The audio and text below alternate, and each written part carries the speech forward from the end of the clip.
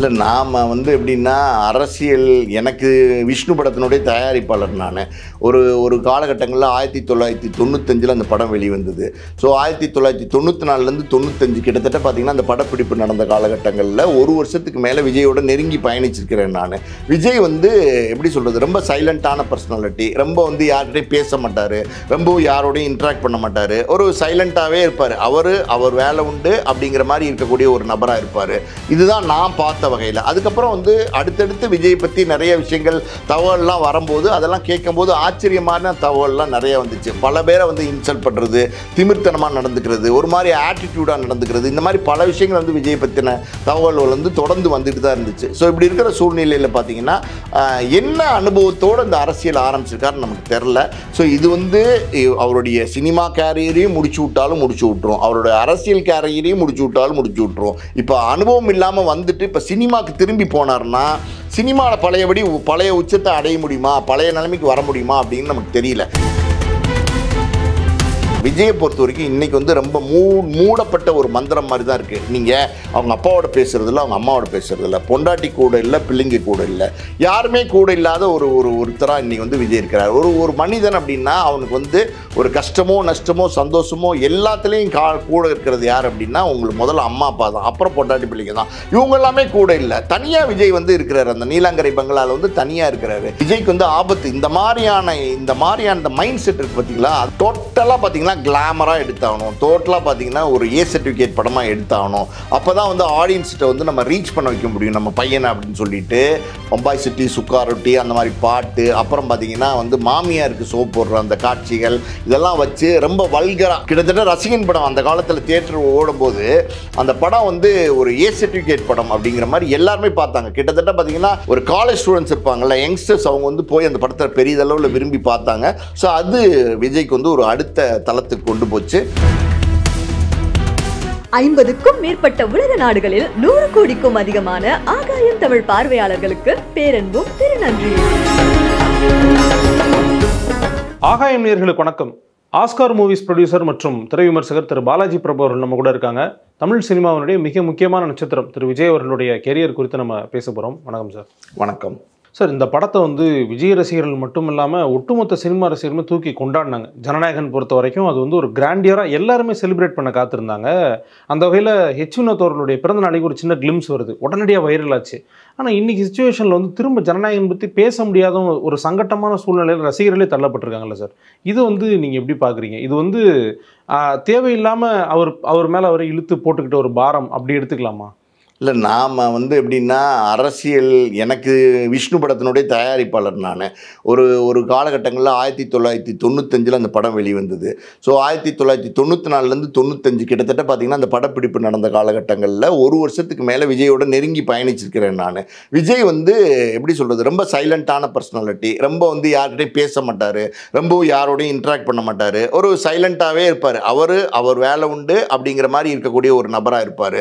இதுதான் நான் பார்த்த வகையில். அதுக்கப்புறம் அடுத்தடுத்து விஜய் பற்றி நிறைய விஷயங்கள் தகவல்லாம் வரும்போது அதெல்லாம் கேட்கும்போது ஆச்சரியமான தகவல்லாம் நிறைய வந்துச்சு. பல பேரை இன்சல்ட் பண்ணுறது, திமிர்த்தனமாக நடந்துக்கிறது, ஒரு மாதிரி ஆட்டிடியூடாக நடந்துக்கிறது, இந்த மாதிரி பல விஷயங்கள் விஜய் பற்றின தகவல்கள் தொடர்ந்து வந்துட்டு தான் இருந்துச்சு. ஸோ இப்படி இருக்கிற சூழ்நிலையில் பார்த்தீங்கன்னா என்ன அனுபவத்தோடு இந்த அரசியல் ஆரம்பிச்சிருக்காருன்னு நமக்கு தெரில.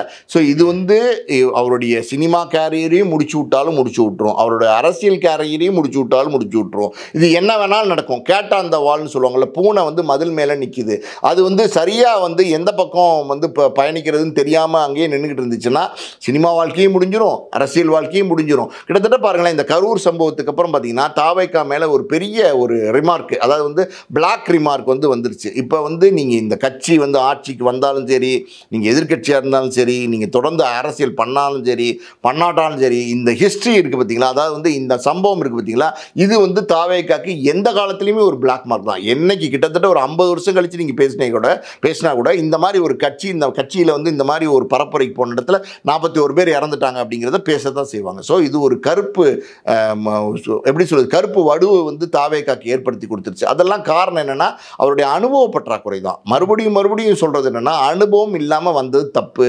இப்போ அனுபவம் இல்லாமல் இப்போ சினிமாவுக்கு திரும்பி போனார்னா சினிமாவில் பழைய உச்சத்தை அடைய முடியுமா, பழைய நிலைமைக்கு வர முடியுமா அப்படின்னு நமக்கு தெரியல.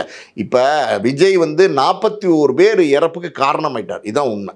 இது என்ன பண்ணி சரி பண்ணுவார் எனக்கு தெரியல. ஆனால் சார், இப்போது நீங்கள் சொல்கிற மாதிரி திரும்ப சினிமாவுக்கு போகிற ஒரு சூழல், அவர் வரமாட்டேன்னு சொல்லிட்டாரு. இன்கேஸ் ஒருவேளை திரும்ப ஒரு சினிமாவுக்கு போகிற மாதிரியான ஒரு சூழல் ஏற்பட்டால் இது வந்து சினிமாலையும் தொடருமா சார்? இந்த சிக்கல் வந்து அவர் சினிமாலையும் அவரை விரட்டுமா? விஜயை பொறுத்த வரைக்கும் என்ன மனநிலையில் இருக்காருன்னே தெரில. விஜயோடைய மனநிலை என்னன்னே தெரில. விஜய் வந்து ஒரு 3 நாள் அந்த கரூர் சம்பவம் கழித்து ஒரு வீடியோ 4 நிமிஷம் வீடியோ வெளியிடுறாரு. அந்த வீடியோவில் பார்த்தீங்கன்னா அந்த குடும்பத்துக்கு இரங்கல் தெரிவிக்கிறதோட நிறுத்தியிருந்தால் ஓகே.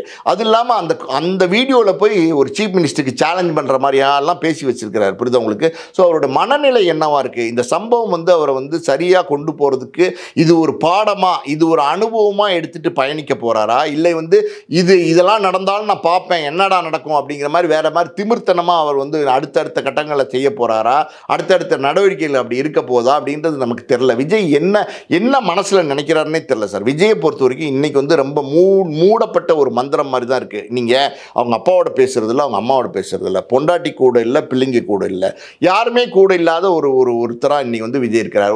ஒரு மனிதன் அப்படின்னா அவனுக்கு வந்து ஒரு கஷ்டமோ நஷ்டமோ சந்தோஷமோ எல்லாத்துலேயும் கூட இருக்கிறது யார் அப்படின்னா உங்களுக்கு முதல்ல அம்மா அப்பா தான், அப்புறம் பொண்டாட்டி பிள்ளைங்க தான். இவங்க எல்லாமே கூட இல்லை. தனியாக விஜய் வந்து இருக்கிறார். அந்த நீலாங்கரை பங்களாவில் வந்து தனியாக இருக்கிறாரு.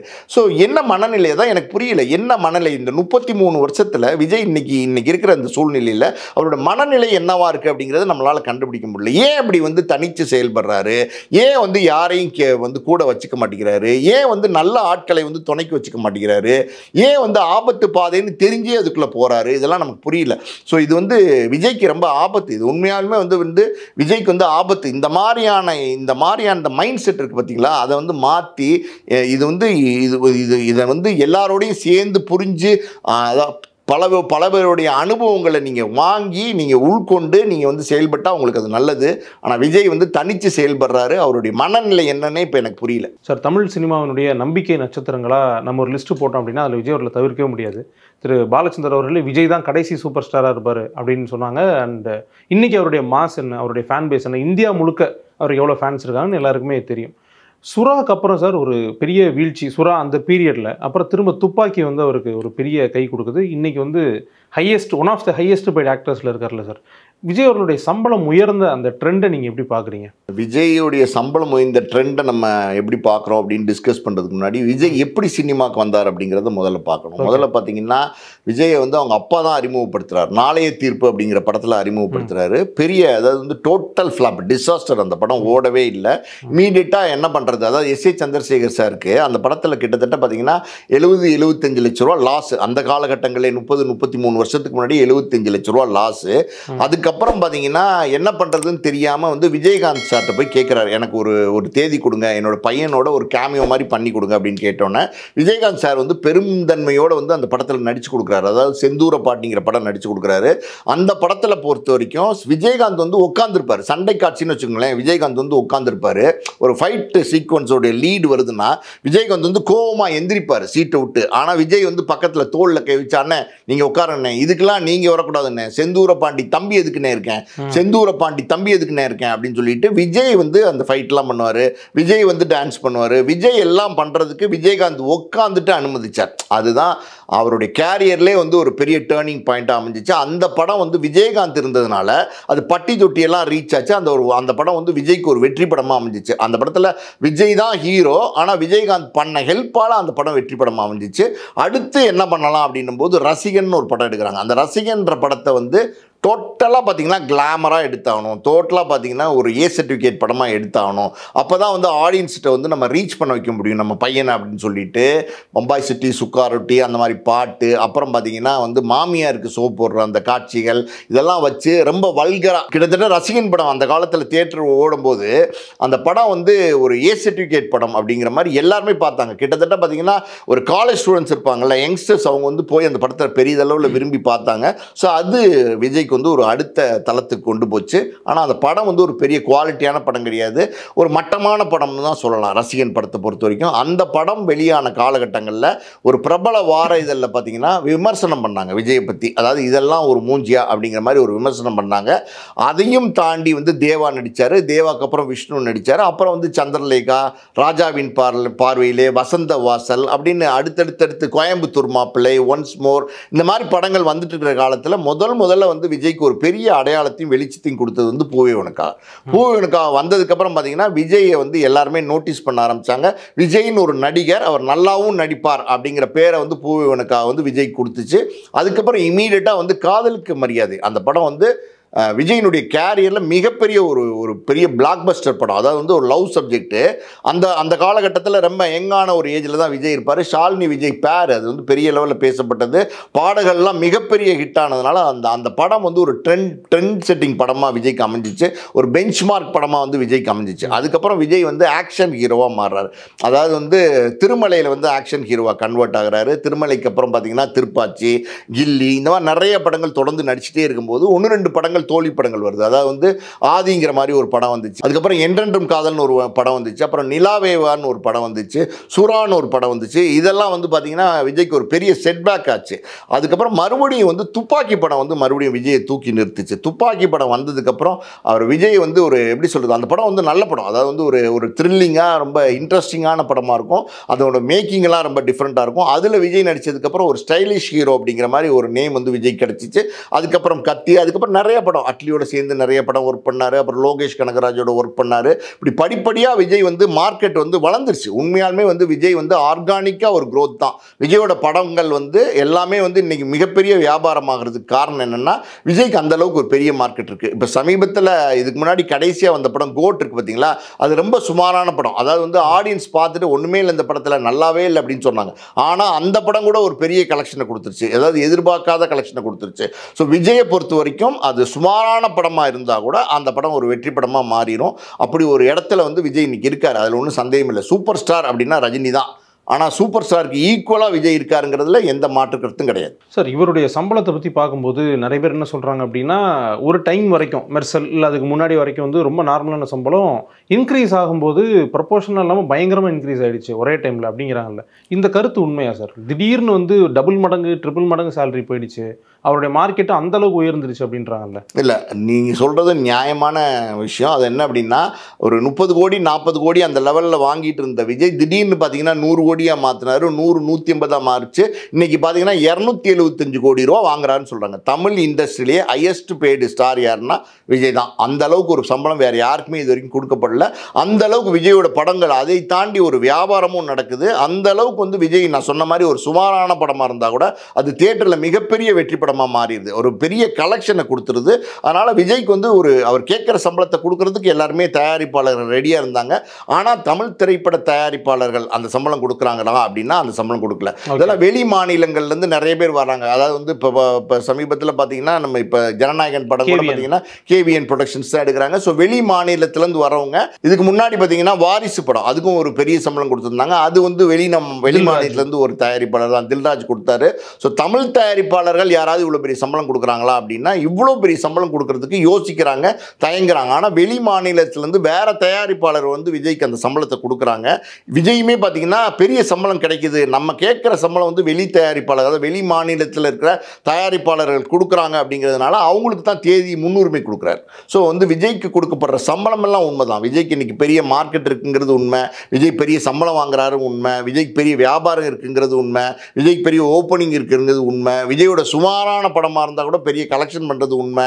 ஸோ விஜய் அப்படின்னா இன்னைக்கு தமிழ் சினிமாவில் தவிர்க்க முடியாத ஒரு ஸ்டார். அது வந்து எந்த மாற்று கருத்தும் கிடையாது. தமிழ் சினிமா தான் வந்து திரு விஜய் அவர்களை அடையாளம் காமிச்சு இன்னைக்கு இவ்வளோ பெரிய ஹீரோ ஆக்கியிருக்கு. பட் இன்னைக்கு வந்து அந்த பட்ஜெட்டை கொடுக்க முடியாதுக்கான காரணம் என்ன சார்? ஏன்னா நம்ம வந்து பெரிய பெரிய ப்ராஜெக்ட்லாம் தமிழ் சினிமாவில் பண்ணியிருக்கோம் படமாக பார்க்கும்போது. இதில் வந்து எங்கே சிக்கல் வருது? அவருடைய சம்பளம்ன்றனால சிக்கல் வருதா, இல்லை ஏன் வந்து மற்ற ப்ரொடியூசர்ஸ் மற்ற மாநிலத்தினுடைய ப்ரொடியூசர்ஸ் கொடுக்குற சேலரி இங்கே ப்ரிஃபர் பண்ணல? இல்லை, இது சிக்கல் இங்கே எங்கே வருது அப்படின்னா, இது முதல்ல வந்து பேசிக்காக வந்து நடிகர்கள் சம்பளம். விஜய் இன்னைக்கு 275 கோடி ரூபா வாங்குறார் அப்படிங்கிறது உண்மைதான். அது ஒரு பக்கம் இருந்தால் கூட இந்த மாதிரி வந்து நடிகர்கள் எல்லாமே பார்த்தீங்கன்னா 275 கோடி ரூபா, 200 கோடி ரூபா, 150 கோடி ரூபா, 300 கோடி ரூபா, 400 கோடி ரூபான்னு சம்பளம் வாங்குறாங்க இல்லையா? இதுதான் மைனஸ். இப்போ காஸ்ட் ஆஃப் ப்ரொடக்ஷன் ஒரு படத்துக்கு இருக்குது அப்படின்னா, நம்ம விஜய் படம் ஜனநாயகன் படமே எடுத்துக்கங்களேன். ஜனநாயகன் படத்தினுடைய காஸ்ட் ஆஃப் ப்ரொடக்ஷன் அதிகபட்சம் பார்த்தீங்கன்னா ஒரு 400 கோடி ரூபா இருக்குன்னு வச்சுக்கோங்க. அந்த 400 கோடி ரூபாயில் 275 கோடி ரூபாய்க்கு விஜய்க்கே போயிடுது. அப்புறம் அந்த டேரக்டர் சம்பளம், கேமராமேன் சம்பளம், ஹீரோயின் சம்பளம், டோட்டலாக வந்து இந்த சம்பளத்திலே பார்த்தீங்கன்னா கிட்டத்தட்ட பார்த்தீங்கன்னா ஒரு 300 கோடி ரூபா 350 கோடி ரூபாய்க்கு வந்துடுது. ஸோ நீங்கள் வந்து ஒரு 75 கோடி ரூபா 100 கோடி ரூபா வச்சுட்டு ஒரு பெரிய பட்ஜெட் படத்தை எடுத்தீங்கன்னா அந்த ப்ரொடக்ஷனுக்கு நீங்கள் என்ன காசு பண்ணுறீங்க? அதாவது நீங்கள் நடிகர் கொடுக்குற சம்பளம் இருக்குது பார்த்தீங்களா, அது ஸ்க்ரீனில் வரப்போகிறது இல்லை. நீங்கள் டேரக்டர் கொடுக்குற சம்பளமோ இல்லை நடிகை கொடுக்குற சம்பளமோ இல்லை மியூசிக் டேரக்டர் கொடுக்குற சம்பளமோ எதுவுமே ஸ்க்ரீனில் வரப்போகிறது இல்லை. ஸ்க்ரீனில் செல்லுலாயில் என்ன வரப்போகுது அப்படின்னா, நீங்கள் அங்கே வந்து ஷூட்டிங்க்கு என்ன ப்ரொவைட் பண்ணுறீங்க, ஷூட்டிங் எவ்வளோ ரிச்சாக எடுக்கிறீங்க, அங்கே ஒரு பெரிய குவாலிட்டியான ஒரு லொக்கேஷன் போகிறீங்களா, இல்லை குவாலிட்டியான ஒரு செட்டு போகிறீங்களா, ஒரு குவாலிட்டியான ஒரு ஃபைட் பண்ணுறீங்களா, டான்ஸ் பண்ணுறீங்களா, இதுதான் வந்து ஸ்க்ரீனில் வரப்போகுது. அப்போ அந்த ஸ்க்ரீனுக்கு செலவழிக்கிற பணம் இருக்குது பார்த்தீங்களா, அதை ஷூட்டிங் எக்ஸ்பென்சஸ் சொல்லுவாங்க. அந்த எக்ஸ்பென்சஸே பார்த்தீங்கன்னா கிட்டத்தட்ட ஒரு 100 கோடி ரூபாயில் முடிச்சிடுறாங்க. ஆனால் இவங்க சம்பளமே ஒரு 350 கோடி ரூபாய்க்கு வாங்கிக்கிறாங்க. ஸோ அப்படி இருக்கும்போது ஒரு படத்தினுடைய காஸ்ட், டோட்டல் காஸ்ட் என்ன ஆகுது, 350 + 100 ஸ்க்ரீனுக்கு வர காஸ்ட்டு. அப்போ வந்து 450 கோடி ரூபாய்க்கு வந்து பட்ஜெட் வந்து நிற்கிது. ஸோ நீங்கள் இது எப்படி வந்து உங்களுக்கு வந்து ஒரு குவாலிட்டி கிடைக்கும்? ஒரு படம் வெற்றி அடையணும் அப்படின்னா உங்களுக்கு வந்து மேக்ஸிமம் காஸ்ட் வந்து படத்தில் நீங்கள் இன்வெஸ்ட் பண்ணணும், படத்துக்கு நீங்கள் செலவழிக்கணும். நீங்கள் சம்பளம் வாங்கக்கூடாதுன்னு நம்ம சொல்ல வரல. ஆனால் பார்த்தீங்கன்னா ஒரு ப்ரொடக்ஷன், இந்த ப்ரொடக்ஷனுக்கு இதுதான் பட்ஜெட் அப்படின்னா அந்த பட்ஜெட், அந்த பிளானிங்குள்ளே நீங்கள் வந்து சம்பளம் வாங்கினீங்கன்னா இது வந்து நீங்கள் சொன்ன மாதிரி எல்லாருக்குமே வந்து சௌரியமாக இருக்கும், ஒரு ஆர்கானிக்காக இருக்கும். ஒரு நடிகனும் சம்பாதிப்பான், ஒரு டிஸ்ட்ரிபியூட்டரும் சம்பாதிப்பான், ஒரு தேட்டருக்காரனும் சம்பாதிப்பான், ஒரு தயாரிப்பாளரும் சம்பாதிப்பான், எல்லாருமே சம்பாதிப்பாங்க. இப்போ இங்கே என்ன பிரச்சனை அப்படின்னா, ஒரு நடிகனே வந்து முக்கால்வாசி சம்பளத்தை வாங்கிட்டு போகிறதுனால இந்த தயாரிப்பாளருக்கு வந்து அந்த படத்தை எடுக்கிற வகையில் வந்து பெரிய லாபங்கள் கிடைக்கிறது இல்லை. தியேட்டருக்கு போகும்போது டிஸ்ட்ரிபியூட்டருக்கு லாபம் கிடைக்கிறது இல்லை, தியேட்டர் ஓனர்ஸ் லாபம் கிடைக்கிறது இல்லை. மொத்தத்தில் வந்து ஒரே ஒரு கேட்டகரி, அதாவது வந்து தயாரிப்பாளர், இயக்குனர், நடிகர், இந்த கேட்டகரி இருக்குது பார்த்தீங்களா, இவங்கெல்லாம் வந்து சேஃபாக சம்பளம் வாங்கிட்டு ஒதுங்கிறாங்க ஒரு படத்தை பொறுத்த வரைக்கும். ஆனால் அதில் இன்வெஸ்ட் பண்ணுற ஒரு ப்ரொடியூசரோ டிஸ்ட்ரிபியூட்டரோ தியேட்டர் ஓனரோ அதில் பெருசாக சம்பாதிக்கிறாங்களா அப்படின்னா சம்பாதிக்கிறது கிடையாது. பெரிய லெவலில் நீங்கள் பட்ஜெட் அது ஊதி பெருசாக்கி கொண்டு வந்துடுறீங்க. இப்போ ஒன்றுமே இல்லை. இப்போ 450 கோடி ரூபா பட்ஜெட்டுக்கு பதில் விஜய் ஒரு 100 கோடி ரூபா வாங்குறாரு. அப்புறம் வந்து பட்ஜெட் ஒரு 150 கோடி ரூபா வருது. 250 கோடி ரூபாவில் வந்து டோட்டல் படத்தை எடுக்கலாம் அப்படின்னா முடியுமா அப்படின்னா முடியும். ஸோ அப்படி நீங்கள் எடுத்து நீங்கள் ரிலீஸ் பண்ணிங்கன்னா உங்களுக்கு வந்து கிட்டத்தட்ட 200 கோடி ரூபா தேவையில்லாத செலவு வந்து நீங்கள் தவிர்க்க முடியும். ஸோ அதுக்கேற்ற வியாபாரத்தை நீங்கள் பண்ண முடியும். அதுக்கேற்ற டிஸ்ட்ரிபியூட்டர் ரிலீஸ் பண்ணான்னா அதுக்கேற்ற மாதிரி வந்து டிக்கெட் காஸ்ட் வைக்க முடியும். அதுக்கேற்ற மாதிரி வந்து கலெக்ஷன் ஆகும். ஸோ மொத்தத்தில் எல்லா கேட்டகரி பீப்புள்ஸுமே வந்து சந்தோஷமாக இருப்பாங்க. ஸோ இங்கே வந்து எல்லா நடிகர்களுமே இன்றைக்கி வந்து சம்பளங்களை கோடியில் கேட்கறதுனால, நினைக்கிற சம்பளமாக கேட்கறதுனால இது இப்படி தான். இது வந்து ஒன்றும் பண்ண முடியாது. இது நம்ம அதாவது விஜயை பொறுத்த வரைக்கும் அந்த வியாபாரம் நடந்துருது. பல நடிகர்களுக்கு அந்த வியாபாரங்கள் கிடையாது. பல பேர் பார்த்தீங்கன்னா இன்றைக்கி பெரிய சம்பளம் வாங்குற பல பேர் வந்து பார்த்தீங்கன்னா அந்த சம்பளம் வாங்குற அளவுக்கு அந்த படத்தை வெற்றி படமாக மாற்றி கொடுக்குறாங்களா, அந்த அளவுக்கு லாபம் கிடைக்குதா அப்படின்னா கிடையாது. ஒரு காலகட்டத்தில் வந்து இந்த சம்பளம் வாங்கிட்டு இருக்காரு, சம்பளம் இவ்வளோ அதிகமாகிடுது, எல்லாமே கரெக்டான ரூட்டில் போயிட்டுருக்கு. திடீர்னு ஒரு அரசியல் என்ட்ரி வந்து அவர் அறிவிக்கிறார். இந்த என்ட்ரிக்கு பிறகு அவருடைய டிரான்சிஷன் எப்படி சார் இருக்குது? சினிமாவில் வந்து ஒரு படம் தான் வரப்போகுது, பட் அந்த படம் அந்த டைம் பீரியட் வரைக்கும் வளர்ச்சியாக வீழ்ச்சியாக அவருக்கு? விஜயை பொறுத்த வரைக்கும் சினிமாவில் அவர் சூப்பர் ஸ்டார், அது எந்த மாற்றம் கிடையாது. விஜயை பொறுத்த வரைக்கும் அவர் கலெக்ஷன் கிங், அதில் எந்த மாற்று கருத்தும் கிடையாது. ஆனால் அரசியலை பொறுத்த வரைக்கும் விஜய்க்கு எதுவுமே தெரியல. அரசியல் பொறுத்த வரைக்கும் விஜய்க்கு அரசியல் அறிவு கிடையாது, அரசியல் புரிதல் கிடையாது, எதுவுமே கிடையாது. ஒரு சூப்பர் ஸ்டாராக இருக்கிறார் சினிமாவில். அவர் சூப்பர் ஸ்டாராக இருக்கிறதுனால அவருக்கு ஒரு பெரிய ரசிகர்கள் கூட்டம் இருக்கிறாங்க. அந்த ரசிகர்கள் கூட்டத்தை வந்து மிஸ்யூஸ் பண்ணி, அதாவது தவறாக பயன்படுத்தி ஒரு கட்சி ஆரம்பித்து அந்த கூட்டத்தை வந்து எப்படி சொல்கிறது, தொண்டர்களாக மாற்றி ஓட்டு விழுகும், அவர்களால் ஓட்டு விழுகும், அவர்களால் நம்ம ஆட்சி அமைச்சிரும் அப்படின்னு நினச்சி வந்து அரசியலுக்கு வந்திருக்காரு பார்த்தீங்களா, அது வந்து ரொம்ப தவறு. என்னுடைய பார்வையில் விஜய் வந்து இன்னும் பக்குவப்பட்டு இன்னும் காலம் எடுத்து அந்த அரசியலுக்கு வந்திருக்கலாம். அவசரப்பட்டு அரசியலுக்கு வந்துட்டாரோ அப்படின்னு தான் நான் நினைக்கிறேன். எந்த அரசியல் புரிதலும் இல்லை, எந்த ஒரு அரசியல் பக்குவம் இல்லைங்கிறதுக்கு கரூர் சம்பவம் இருக்குது பார்த்தீங்களா, அந்த கரூர் சம்பவம் ஒரு சரியான உதாரணம். கரூர் சம்பவம் 41 பேர் இறந்துட்டாங்க. இப்போ அவர் என்ன செய்யறதுனே தெரியாமல் தடுமாற்றமாக இருக்காரு. சரி, ஓகே, உங்களுக்கு தான் அரசியல் அறிவு இல்லை, உங்களுக்கு தான் அரசியல் புரிதல் இல்லை, நீங்கள் அட்லீஸ்ட் உங்கள் கூட வச்சிருக்கிற ஆட்கள் இருக்காங்க பார்த்தீங்கன்னா, இரண்டாம் கட்ட தலைவர்னு சொல்லுவாங்க. ஒரு கட்சியில் ஒரு தலைவருக்கு வந்து அட்வைஸ் பண்ணுவாங்க. அதாவது தம்பி இப்படி செய்யலாம், தம்பி இதை பண்ணலாம், இது சரியாக இருக்கும், அது சரியாக இருக்கும்னு மூத்த அரசியல் அனுபவம் உள்ள தலைவர்கள் யாராவது வந்து விஜய் கட்சியில் தாவேக்கால இருக்காங்களா அப்படின்னா அப்படி யாருமே கிடையாது. நீங்கள் வந்து பார்த்தீங்கன்னா ஒரு புஷ் ஆனந்த் இருக்கார், இப்போ பிரச்சனை இன்னொன்று ஓடி ஒழிஞ்சிக்கிட்டாரு. ஒரு நிர்மல்குமார் இருக்கார், அவரும் பிரச்சனை இன்னொன்று ஓடி ஒழிஞ்சிக்கிட்டாரு. ஆதவ அர்ஜுனாங்கிறவர் வந்து என்ன செய்கிறாருன்னே தெரியல, தன்னிச்சையாக அவர் வாட்டில் என்னமோ நடந்து போகிறாரு. அவர் என்னமோ டெல்லிக்கு போகிறாரு. அவர் என்னமோ வந்து ஆல்ரெடி பிரச்சனையாக இருக்கிற கலவரமாக இருக்கிற அந்த சூழ்நிலையில் இன்னும் கலவரத்தை தூண்டுற மாதிரி ட்விட்டு போகிறாரு. அவர் தன்னிச்சையாக என்னமோ செஞ்சுட்டு இருக்கிற மாதிரி தெரியுது. ஸோ இவங்க 3 பேரை தவிர அந்த கட்சியில் வந்து உருப்படியாக, அதாவது வந்து பேர் சொல்லும்படி யாருமே கிடையாது. இந்த 3 பேரை வச்சுக்கிட்டு ஒரு கட்சியை வந்து நடத்தி அந்த கட்சி வந்து ஆட்சியை பிடிக்கும், அதுவும் 1.5 வருஷத்தில் ஆட்சியை பிடிக்கும் அப்படின்னா எப்படி அது நடக்கும்? அதாவது வந்து விஜய் வந்து இன்னைக்கு சூப்பர் ஸ்டாராக சினிமாவில் நீங்கள் கேட்குறீங்க, இவ்வளோ பெரிய சம்பளம் வாங்குறாரு உண்மையா, இவ்வளோ பெரிய கலெக்ஷன் இருக்குது உண்மையா? உண்மை. ஆனால் இதை அடையிறதுக்கு எத்தனை வருஷம் ஆச்சு? 33 வருஷம் ஆயிருக்கு. ஒரு சினிமாவில் சூப்பர் ஸ்டார் ஆகிறதுக்கே 33 வருஷம் இருக்குது. அரசியலுங்கிறது அவ்வளோ சாதாரணமான விஷயம் கிடையாது. அரசியலில் 1.5 வருஷத்தில் நீங்கள் வந்து ஆட்சியை பிடிப்பேன், சீஃப் மினிஸ்டராக வந்து நான் உட்காருவேன் அப்படின்னா இது எவ்வளோ முட்டாள்தனமான வாதமாக இருக்குது பாருங்கள். இப்படி ஒரு எண்ணங்களோட விஜய் வந்து வந்திருக்கிறாரு. ஸோ இது வந்து ஆபத்து. விஜய் இந்த சூழ்நிலையாவது வந்து அவர் வந்து என்ன நடக்குது அவர் பின்னாடி அப்படிங்கிறத தெரிஞ்சு சரியான ஆட்களை கூட வச்சு இனிமையாவது அந்த சரியான அரசியல் பயணம் அதை வந்து அவர் தொடரணும். அதாவது அரசியலில் என்ன, அரசியல்னா என்னங்கிறத கொஞ்சம் கொஞ்சமாக கற்றுக்கட்டும். நம்ம வர வேணான்னே சொல்லலை, கொஞ்சம் கொஞ்சமாக கற்றுக்கட்டும். 5 வருஷம் ஆனதுக்கப்புறம் மறுபடியும் ஒரு தோல்வி வரட்டும், அப்புறம் ஒரு தோல்வி வரட்டும், அப்புறம் வரட்டும். என்ன தப்பு இருக்குது? நீங்கள் 1.5 வருஷத்தில் ஒரு சீஃப் மினிஸ்டராக வரணும், ஒரு நாட்டை ஆளணும்னா அந்த அவ்வளோ சாதாரணமான விஷயமா? அதுக்கான பக்குவமும் அனுபவம் உங்களுக்கு இருக்கா? அதுதான் இங்கே கேள்வி. ஓகே சார், உங்களுடைய நேரத்துக்கும் பல்வேறு கருத்துக்களுக்கும் ரொம்ப நன்றி சார். நன்றி.